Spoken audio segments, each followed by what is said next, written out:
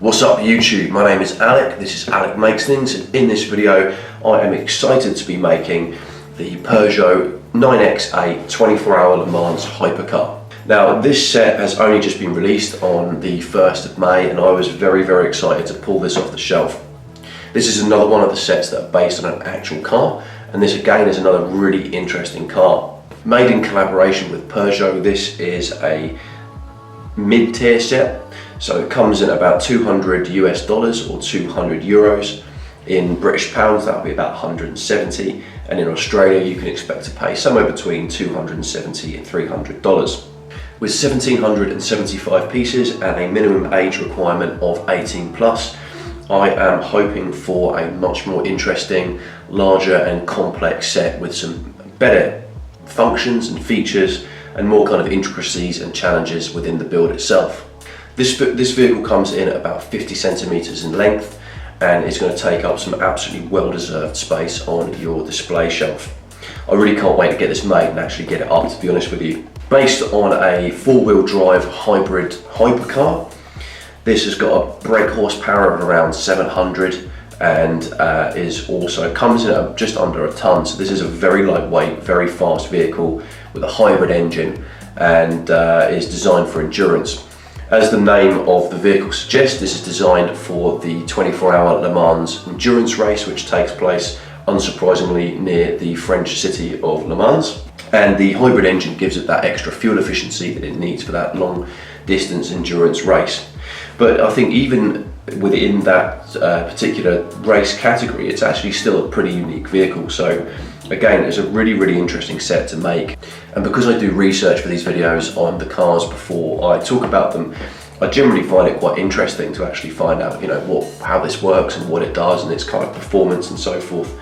And I think this just makes a particularly interesting car for LEGO to codify into their Technic sets. They seem to pick not just popular but very interesting cars to do that with, and I think as you get more expensive as this set is, obviously you would expect something to look a lot better, be a bit bigger and have those sort of extra features.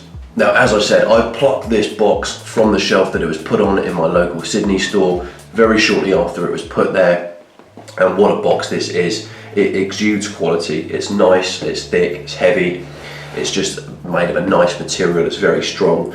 And we've got emblazoned on the front a picture of the finished car itself in a sea of black. It looks half hypercar, half Batmobile. Honestly, I think it just looks absolutely fantastic.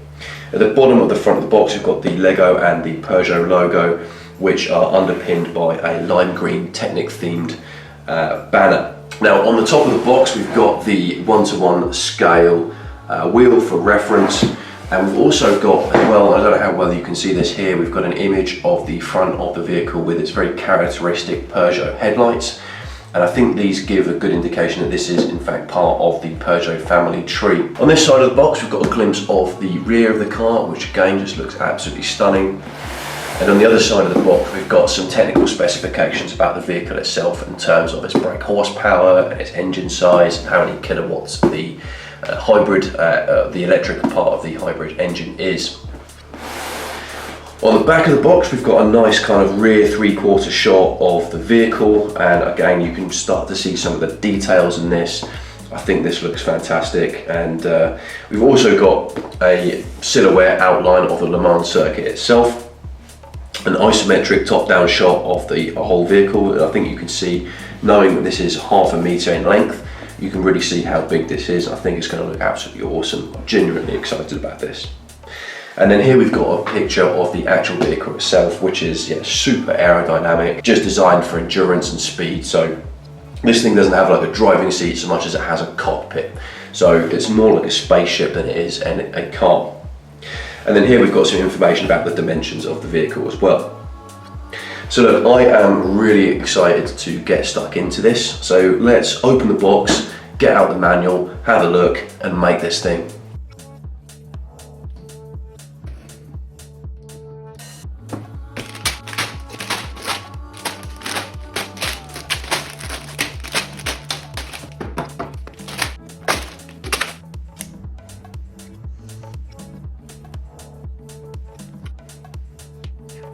So nice thick manual, about 376 pages.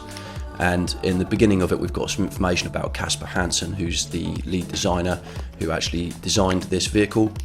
We've also got some shots of the inside of the car, some information on the car that it's based on, a bit about the history, and some comparison shots. Then we jump straight into the build phases, of which there are 5, and at the back of the manual we've got the parts list. So let's jump into the phase 1 of the build, where we are putting together a differential and the front end suspension.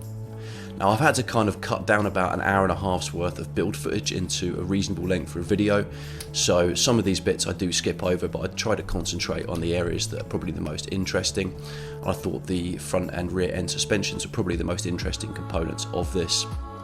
So here we're just putting together the front end system. So this is the differential steering what will be the wheel hubs, and this is the singular spring that enables that suspension to work. Here we've got the engine block being built, so this is a proper engine block rather than in some of the other models that I've built where we're just using axles and bushes. This is a fake engine, as they call it. And this goes together really nicely and ultimately will connect to the differential. And so this will be driven by both the rear wheels, or either rear wheel independently. And here we can see that crankshaft turning and moving the pistons nicely. This whole assembly connects to the front here. Sorry, this is actually the rear of the vehicle.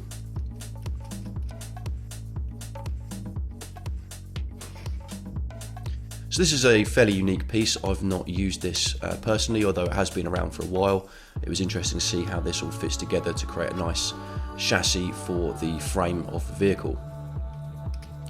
Again, we're using some other pieces that are a little bit less common in some of the smaller builds, certainly in the colours that we're using them here. Here we're adding one of the exhaust pipes, which sort of connects to the side of the fake engine. Starting to look really nice, and you're starting to see how this comes together. This is the hand of God steering mechanism. This will connect essentially to the centre of the car.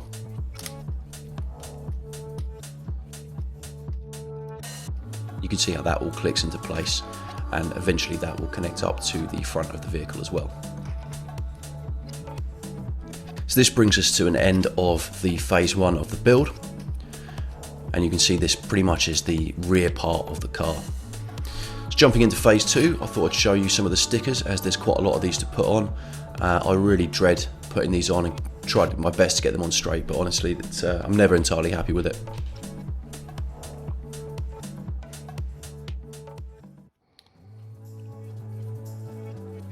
So here we've got the seat. There's only one in this car, there's no passenger seat because it is a race car, so not much of a need to take passengers. And the lime green and black of the seats here just, I think, look really good and a really nice little highlight, because the majority of the car when it's built is grey and black. This just adds a nice little highlight to everything. More of these frame pieces here to build up the sides and length of the vehicle. Really nice use of some of these pieces as well, where you're sort of connecting things to the middle of these frames that clip on to the vehicle itself. Starting to introduce some panels to give the car a little bit more shape.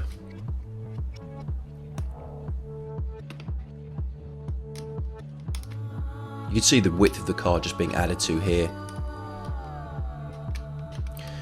There's another one of these beams which again is not super common in some of the smaller sets, where they've got holes on all sides. And here we can see the hand of God steering starting to come through between the seats to the front of the vehicle. So here we're starting to build the front end of the vehicle with the front suspension. And it's important to get these little swing arms the right way up when you're putting this together, or you will have to take the entire thing to bits and change them to the other way up. Now this is a completely new piece for me. I've not seen this at all before. It's really useful. I think I'm going to buy some of these to use in my own creations. This I also thought was a really nice little trick, using the right angled pieces here and then connecting them in with a long friction pin. Very space efficient. And you can see this whole assembly starting to build up and take shape. Here we've got one of the newer differentials. This one's a little bit more solid than the one used in the back. I don't know why they use two different ones for this. If there's a reason for that, I really couldn't say. This one has the advantage of preventing the inner gears from slipping out. There we can see it in place. And we're using the constant velocity joints for both the front and the rear connections as well, so no universal connectors here. This is the steering mechanism, and you can see that moving things across. One of the blue gears actually just helps to hold the thing in place, and the other one does all of the working.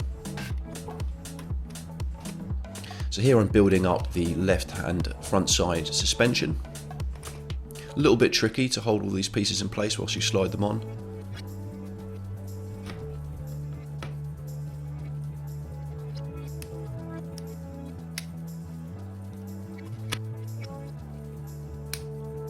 And now attaching the wheel, or the wheel hub. Again, I'm skipping over a few steps in this really just to keep the video to a kind of watchable length. But if you are interested in seeing a more detailed and long form build, then let me know, because I can easily make that with the footage that I've got available.